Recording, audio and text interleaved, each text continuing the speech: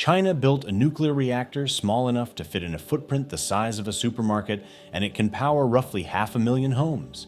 That's not a typo, and it's not a concept on a slide at some expo. It's real, it's on Hainan Island, and it's about to switch on. But here's the part almost nobody talks about. China then tried something stranger. Put that reactor on a ship and sail the power to wherever it's needed. That ship is #1 on this list. First, 9 others that each sound like science fiction. Because before you get to a reactor that can float, you have to understand just how far ahead China has quietly pushed the rest of its fleet. Most people picture cheap cargo ships and knockoff electronics. The reality is a country building some of the most specialized, most extreme machines ever put in the water, most of which have never shown up in a Western headline, and several of which no other nation on Earth can currently match. Some of these ships set world records. Some of them exist in a category of exactly 1. So let's count down from 10 to 1 the most advanced ships China has ever launched. And I promise you, the gap between what most people think China builds and what it actually builds is bigger than you'd ever guess. Number 10, the Xue Long 2. In English, that's Snow Dragon 2. And it's a polar icebreaker, which on paper sounds like the least exciting thing on this list. It is not. The Xue Long 2 is China's first icebreaker designed and built entirely at home, and it can do something most icebreakers on Earth simply can't. It breaks ice in both directions. Bow first when it's cutting through thin sheets, and stern first when it hits thick ridged ice, where it spins around and uses its propellers to churn and chew through the hard stuff from the other end. That flexibility lets it turn on the spot and carve a path through ridges that would trap a conventional ship. And it isn't a museum piece. It runs real scientific missions to both Antarctica and the Arctic, hauling researchers and supplies into places most navies can't reach at all. A lot of countries have icebreakers that can survive a trip to the poles. What makes the Xue Long 2 different is that it was built to actually work there for months at a stretch at both ends of the planet on its own terms. And that's the quiet theme running through this entire list. China isn't just showing up in the harshest places on Earth, it's building the specialized machines to own them. But if the Snow Dragon was about surviving extreme cold, this next one is about surviving extreme depth. Number 9, the CNOOC 981. This is an ultra-deepwater drilling platform, a floating oil rig the size of a small stadium, and it's rated to operate in water around 3,000 meters deep while drilling thousands of meters further into the seabed below that.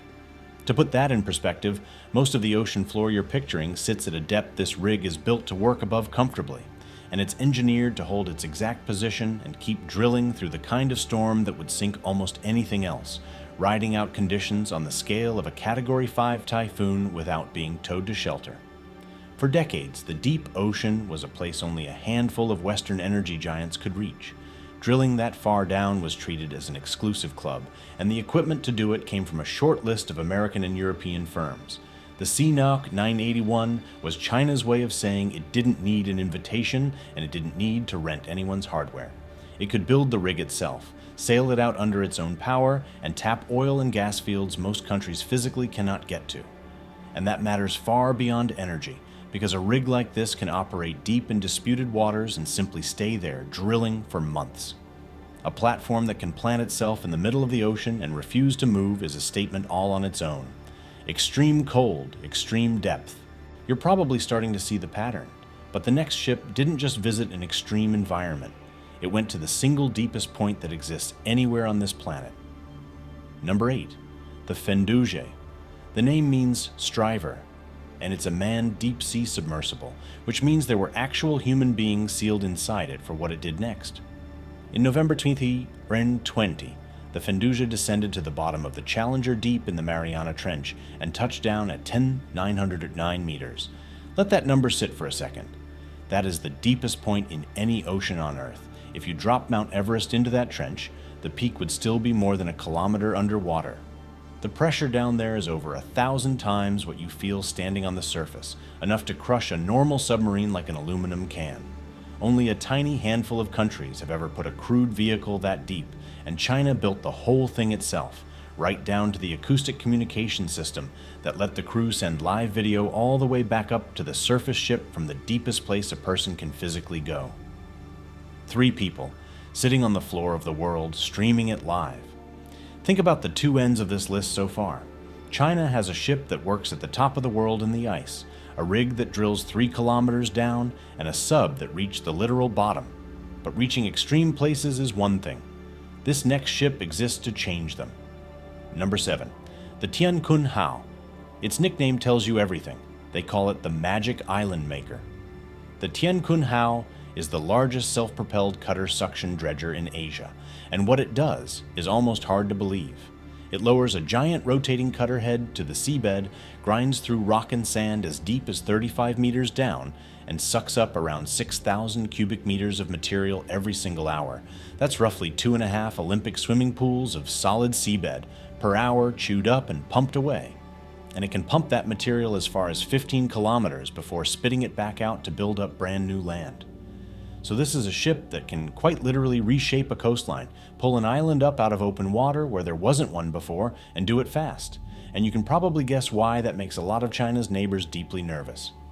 This is the class of vessel that's been linked to island building in the South China Sea, turning disputed reefs into something a country can stand on and defend.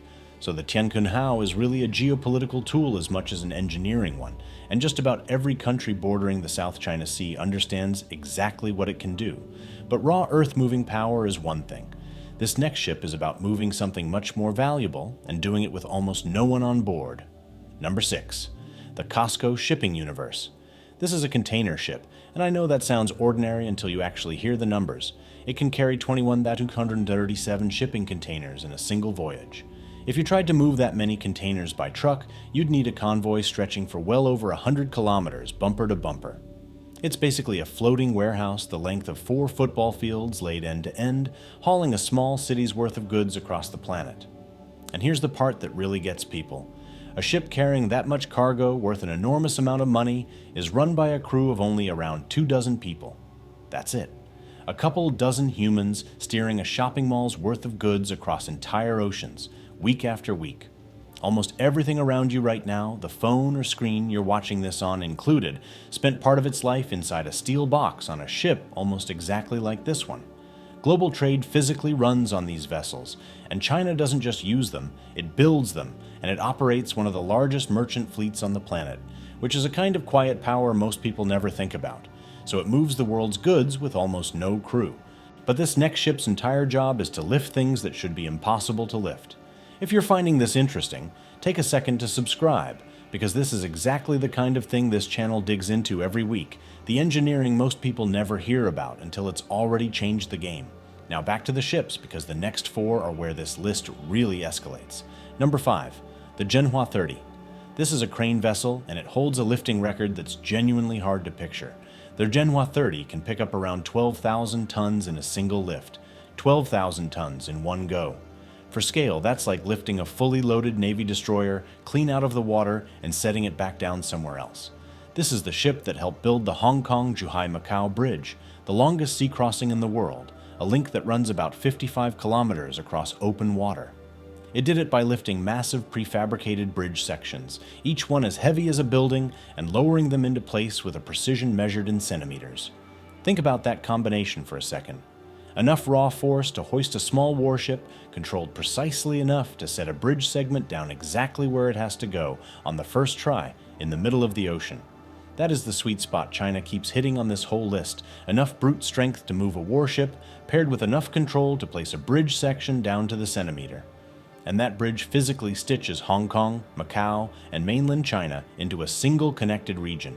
Cars driving across open sea on segments a single ship set down one by one. The Zhen Hua 30 is the muscle that makes that kind of mega project possible in the first place. But the Zhen Hua 30 lifts sideways, out in front of itself.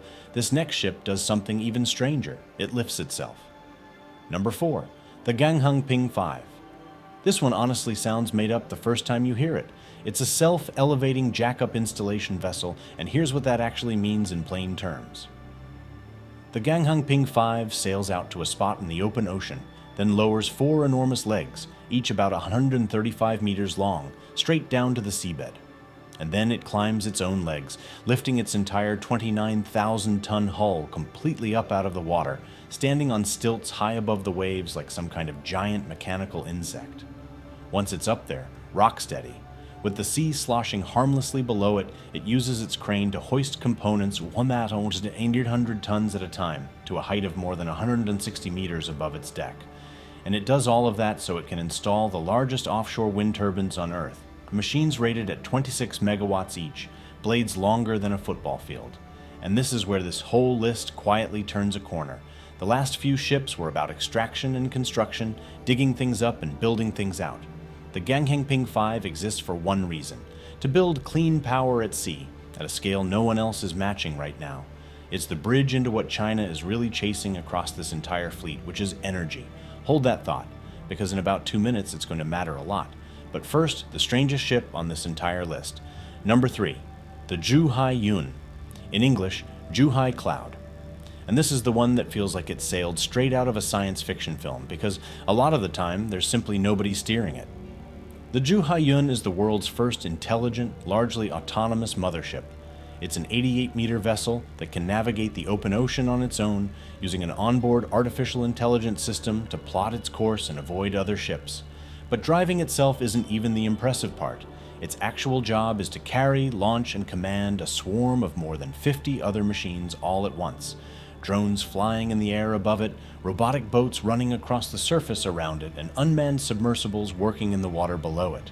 One ship, needing no crew, acting as the brain for an entire robotic fleet spread across the sky, the sea, and the deep, all reporting back to a single point. Officially, it's a research vessel for ocean monitoring and disaster response. Unofficially, a single ship that can deploy and coordinate 50 autonomous machines at once is exactly the kind of capability that makes military analysts around the world sit up very straight in their chairs. It's a preview of where naval power is heading over the next few decades, and China launched the first one. But if you want to talk about naval power head-on, right now, this next ship is the biggest and most capable warship China has ever put to sea. Number 2, the Fujian. This is China's third aircraft carrier, and it's the one that genuinely changed the conversation among defense planners.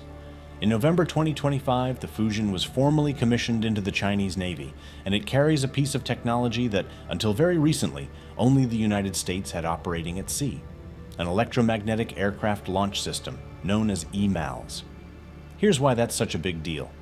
Older carriers fling their jets off a ski jump ramp or an older steam catapult. EMALS instead uses electromagnets to accelerate an aircraft down the deck with smooth, precisely controlled force.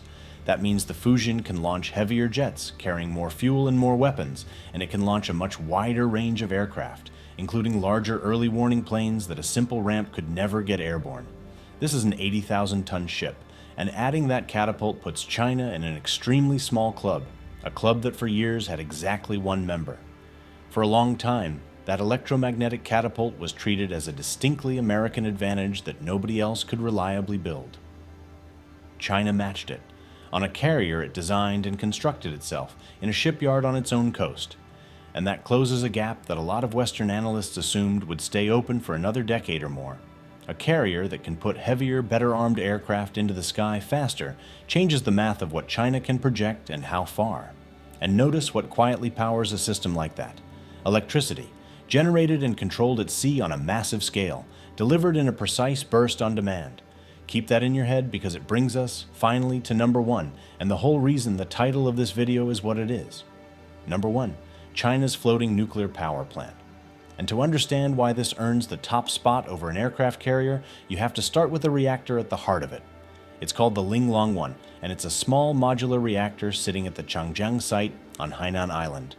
It's rated at 125 megawatts, and China says it's the world's first commercial land-based small modular reactor of its kind to reach this stage. Here's the number that matters. Once it's running at full output, it's designed to generate about 1 billion kilowatt hours of electricity every year, which is enough to power roughly 526,000 households. 500,000 homes, from a single reactor small enough to fit in a footprint that's been compared to a supermarket. As of early 2026, the Linglong 1 had passed its cold functional tests and its non-nuclear steam tests, with commercial operation targeted for the first half of the year, so it isn't fully switched on the day you're watching this. It's right at the finish line, one of the last steps away from feeding the grid. Now here's the leap that earns it number 1. A reactor this small doesn't have to be bolted to the ground. China designed a marine version of this same technology, meant to be mounted on a floating platform. A nuclear power plant you could tow out to sea and anchor wherever the power is actually needed. And think about what that would solve. A normal power plant is stuck exactly where you build it.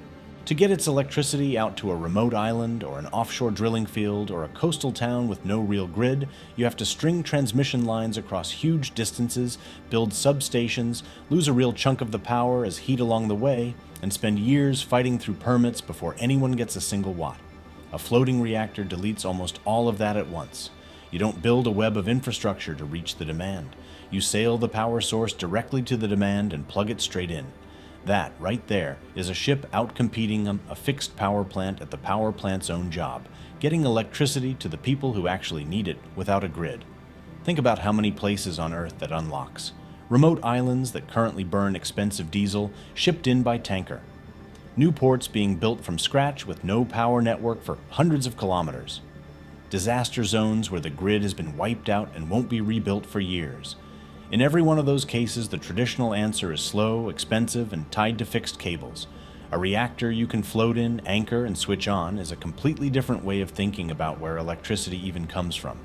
But I promised you the honest version of this story, so here it is. That floating plant is not out there running today, and I'd be lying to you if I said it was.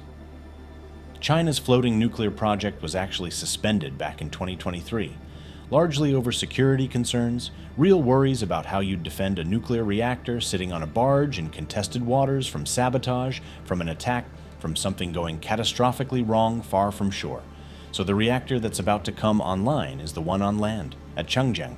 The floating version is the ambition, the design, the next step China has openly said it intends to take once the technology is fully proven on solid ground. And honestly, that's the real story here, and it's a bigger one than the hype version. China hasn't parked a working reactor in the ocean yet. What it has actually done is build the reactor small enough and safe enough that doing so becomes a genuine engineering option, and it has stated plainly exactly where it plans to take this next. Because look back at everything you just watched. The icebreaker that works both poles, the rig that drills 3 kilometers down, the sub that reached the bottom of the ocean, the dredger that builds islands, the autonomous ship that commands a fleet of robots, the carrier that matched an American-only catapult, and now a reactor small enough to float. Every single one of those points in the same direction. This is a country deliberately building the machines to generate power, move power, and one day deploy power to anywhere on Earth it chooses, on its own terms, without needing anyone's permission or anyone's hardware. And it's doing it across every domain at once: the ice, the deep ocean, the open sea, the sky above a carrier deck, and now the reactor core itself. These aren't a series of one-off engineering stunts. Line them up and you can read the plans straight off the hulls if you know what you're looking at. 10 different hulls, and one single strategy running underneath all of them. Which raises the obvious question that comes next. Once you can generate electricity almost anywhere, at sea, in the ice, on a remote island, the hard part stops being making the power. It becomes storing it. And China thinks the answer might be hiding inside the most boring material on the entire planet, the plain gray concrete in our own buildings. There's new research into energy-storing concrete, walls and foundations engineered to hold electricity like a giant battery built silently into the structure itself, and if it works, it could quietly rewire how every building on Earth uses power. That breakdown is on screen right now.